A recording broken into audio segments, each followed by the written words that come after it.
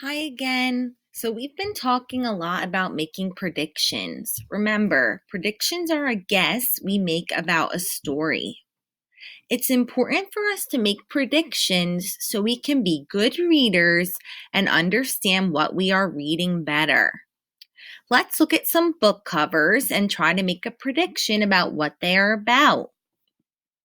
So let's look at this first book cover. The title is called Enemy Pie.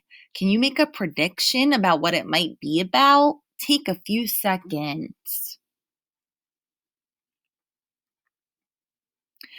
So I think that this boy is going to give this pie to his enemy because I see this little note and it says, "For my best enemy." So I think he has someone that he might not like and he's going to give a pie to them. Do you see how the title and the picture gave me clues so I could make a prediction? That's what you guys should be doing when you're reading your books. Let's look at this next one. This book is called Stephanie's Ponytail. Take a second, look at the cover, and make a prediction what it might be about.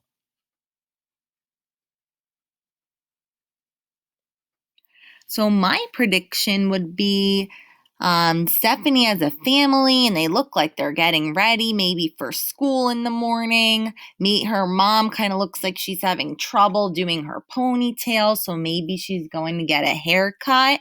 I don't know. We would have to read the book to find out. And let's look at this last cover. This book is called Suddenly.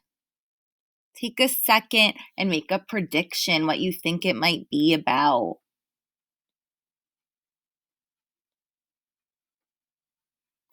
I predict that this little pig is walking on the street and maybe a big bad wolf is coming after him. That's kind of what I see in the picture, but we would have to read to find out. Now, there's 3 times that you can make predictions. You can make predictions before you read, like we just did. We looked at the title and we looked at the illustrations or the pictures.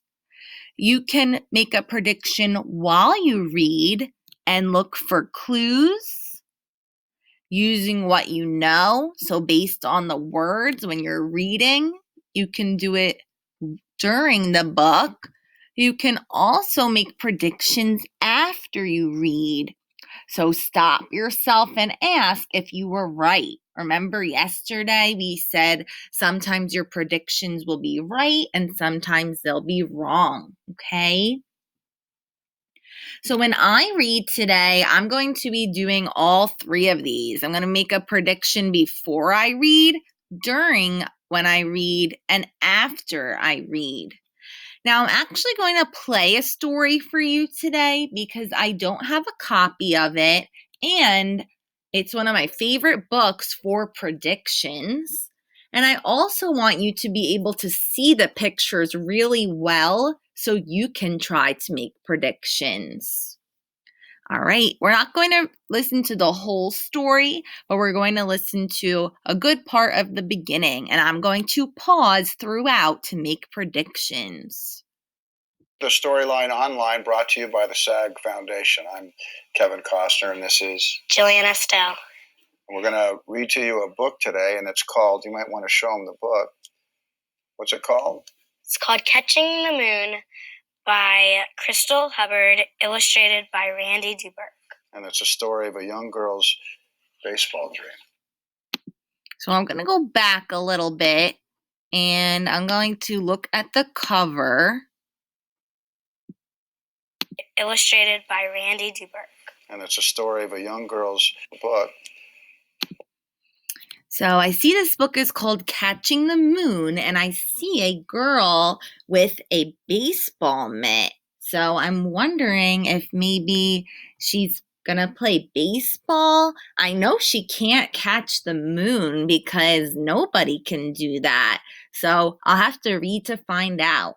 I just made a prediction before I read. What's it called? It's called Catching the Moon by Crystal Hubbard, illustrated by Randy Duberg. And it's a story of a young girl's baseball dream.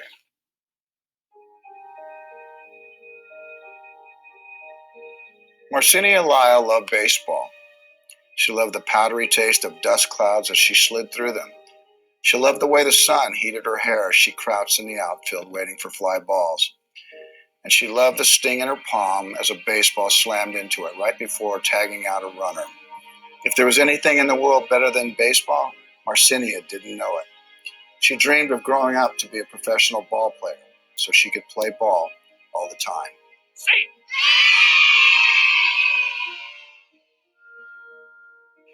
I wish I knew why you like baseball so much, Mama sighed as she gently washed Marcinia's hair.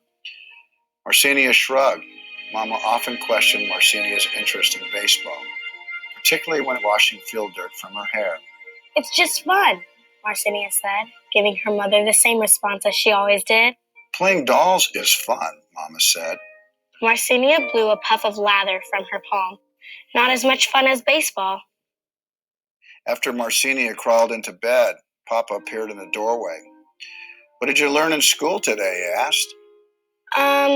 Marcinia thought for a moment. Some history.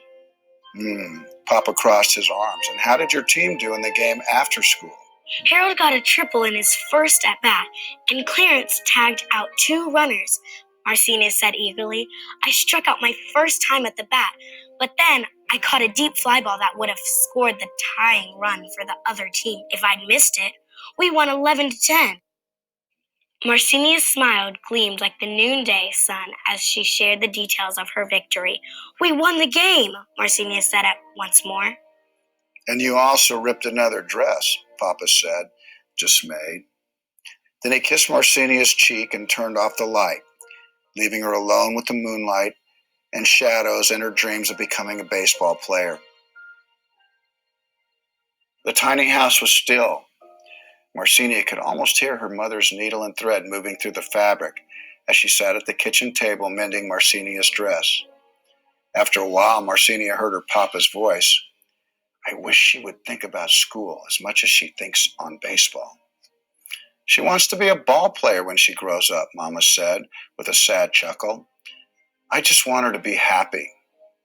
She'll be what every other girl in this neighborhood will be, Papa grumbled. A teacher, a nurse, or a maid, Mama said softly. So I'm going to make a prediction. I think that Papa might not let Marcinia play baseball because he doesn't want her to. So do you see how I made a prediction during my reading? Let's keep reading. I'm going to score 3 runs tomorrow. Marcinia promised the darkness as she clapped her hands over her ears. I'm going to hit a home run, too. The next day after school, Marcinia went to the playground. The other girls stayed on the hardtop to play hopscotch, jump rope, or jacks. The boys were huddled at the mound talking quietly. They cast excited glances at the man who was watching the field from the bleachers. Do you know who he is? Harold asked Marcinia as she joined the group. He tipped his head toward the man. That there is Mr. Gabby Street. He's running a baseball day camp this summer. Marcinia knew about Gabby Street. He was the manager for the St. Louis Cardinals. He had led the Cardinals to the National League pennant in 1930, and the Cardinals had topped the next year by winning the 1931 World Series. What's he want? Marcinia asked. Kids for his baseball camp, Harold said. It's going to be right here on the field every day except Sunday. Sundays are game days. What is the cost? Marcinia asked. So I see that Marcinia is getting really excited about the baseball camp. I predict that she's going to ask her parents if she can do it. So I made another prediction during my reading. I think that you guys can see how to make predictions. I want you to try to practice making a prediction during your independent reading time today.